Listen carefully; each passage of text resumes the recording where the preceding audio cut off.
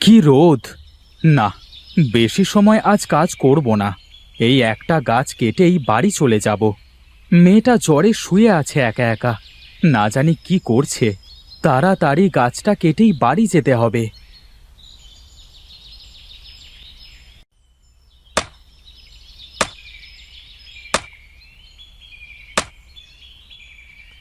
হে কি, হে কি! এই গাছ থেকে কালো কালো ধোঁয়া বেরোচ্ছে কেন? হে কি আজব ঘটনা! কি রে, তুই আমার থাকার জায়গাটা এভাবে কেটে ফেললি কেন? ওরে বাবা রে, এ যে দেখি কালো দৈত্য! বাঁচাও, আমাকে বাঁচাও! কে কোথায় আছো, বাঁচাও! কে বাঁচাবে তোকে?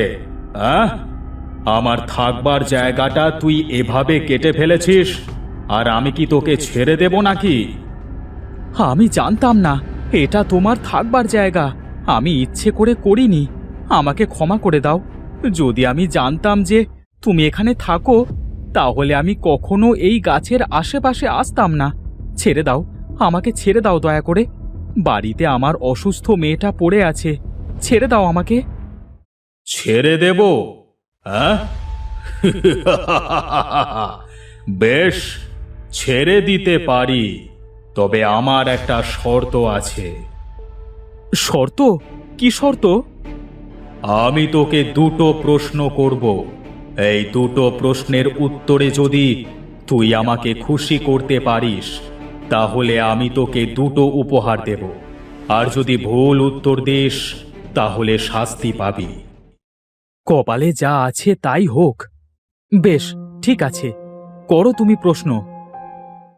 বেশ, তাহলে আমার প্রথম প্রশ্ন হচ্ছে, এমন কি আছে যা শহরের মধ্য দিয়ে যায়, পাহাড়ের মধ্য দিয়ে যায়, জঙ্গলের মধ্য দিয়েও যায়, কিন্তু নড়তে পারে না? এ আবার কেমন প্রশ্ন? এ তো বড়ই কঠিন। আমি আমি এটা কিভাবে পারবো? যদি না পারো, তবে শাস্তি আছে। আমি একটু ভেবে বলবো। কি হলো, পারবে না? না দৈত্য, মাথায় আসছে না। তাহলে শাস্তির জন্য প্রস্তুত হও। এই প্রশ্নের উত্তর হলো রাস্তা। রাস্তা সব কিছুর মধ্য দিয়েই যায়, কিন্তু সে একা একা নড়াচড়া করতে পারে না। তোমার প্রথম শাস্তি হলো, যে রাস্তা দিয়ে এসেছো সেই রাস্তায় 10 পা হেঁটে যাও। 10 পা হেঁটে যাওয়ার পর তুমি দেখবে একটি কালো বাছুর সেখানেই অপেক্ষা করছে। তাকে নিয়ে এসো। আচ্ছা, বেশ।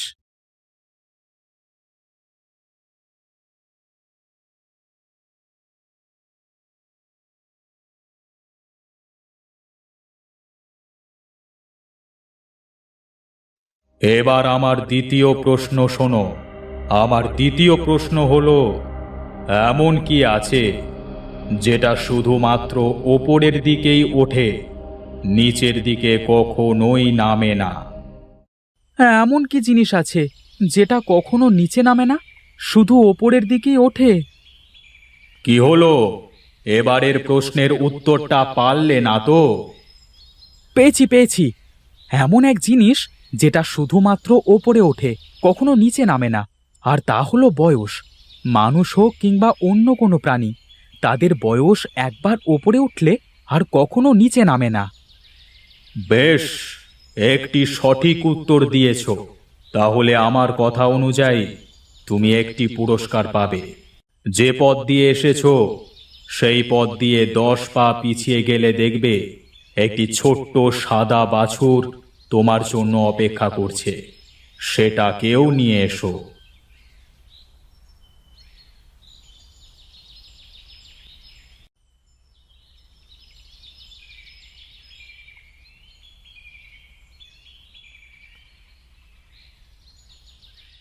এই দুটো বাছুর আমি তোমাকে দিলাম। কালো বাছুরটা হলো তোমার শাস্তি, আর সাদা বাছুরটা হলো তোমার উপহার। তুমি যখনই কোনো ভালো কাজ করবে, এই কালো বাছুরের জন্য তোমার সেই কাজটা নষ্ট হয়ে যাবে। আবার যখন তুমি কোনো বিপদে পড়বে তখন এই সাদা বাছুরের জন্য তোমার সেই বিপদ কেটেও যাবে। এ কি বলছো তুমি দৈত্য? আমি তাহলে সারা জীবন দোটানার মাঝেই থেকে যাব? যদি বুদ্ধি কাজে লাগা তাহলে, তবে সেই বুদ্ধিটা আমি বলে দেব না। যাও, এখন এখান থেকে এসো। আচ্ছা, বেশ।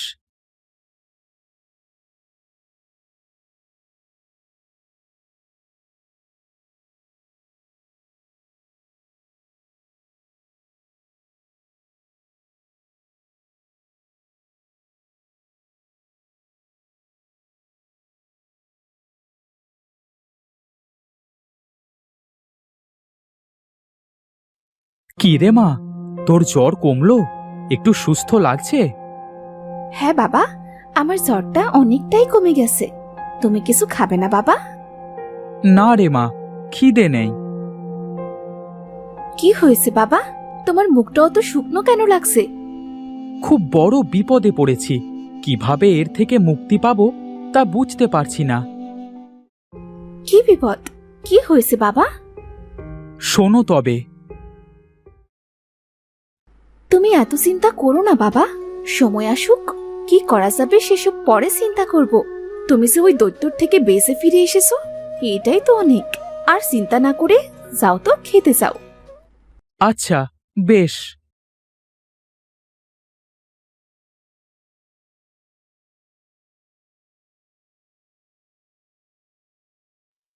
কি হে কাঠুরে, বাড়ি আছো নাকি? এই তো কর্তাবাবু, আপনি এসেছেন যে। আমায় ডেকে পাঠালেই তো আমি চলে যেতাম। আপনি আবার কষ্ট করে আসতে গেলেন কেন? আসুন আসুন। শোনো, আমার মেয়ের বিয়ে সামনের সপ্তাহে। রান্নার জন্য পর্যাপ্ত পরিমাণে কাঠ দরকার।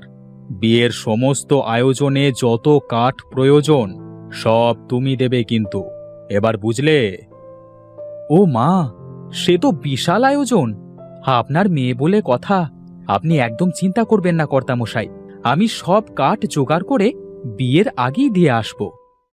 বেশ, এই নাও 50 মোহর। এটা হলো অগ্রিম। কাজ শেষ হবার পর আরও 50 মোহর পাবে। আচ্ছা কর্তাবাবু।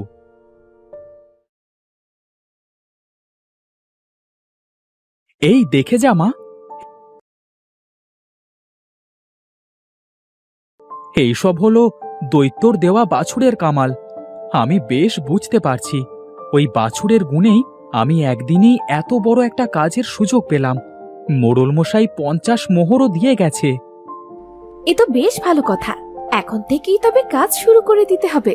চলো বাবা, ঘরের ভেতর যাই। দৈত্যের দেওয়া বাছুরের গুণ? বেশ, তবে দৈত্যের দেওয়া সেই বাছুরটা আমার ভাগ্যেই আছে। তবে আজ রাতেই সরাতে হবে বাছুরটাকে। এত বড় একটা কাজ, তোমার মুখটা এমন শুকিয়ে গেছে কেন বাবা? একটু আগেই তো কত খুশি ছিলে। আর বলিস না রে মা, আমি তো খুশিতে কালো বাছুরটার কথা ভুলেই গিয়েছিলাম।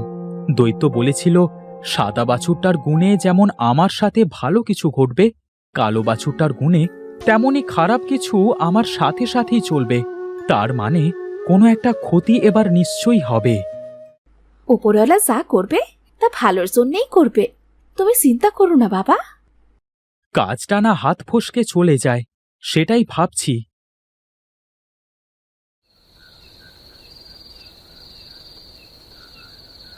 কি ব্যাপার, এখানে তো দুটো বাছুর, এর মধ্যে কোনটা দৈত্যের দেওয়া সেটাই তো বুঝতে পারছি না।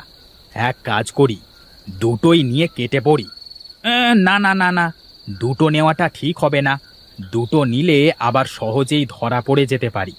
আমি বরং ভাবি কোনটা দৈত্যের দেওয়া।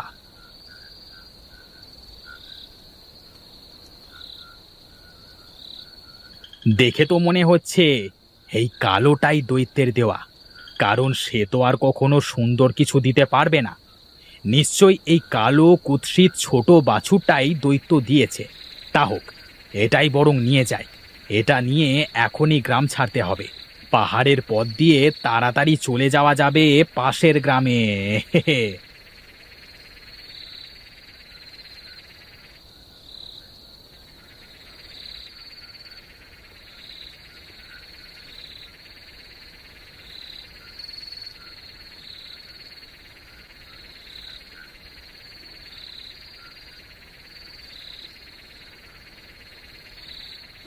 আহ!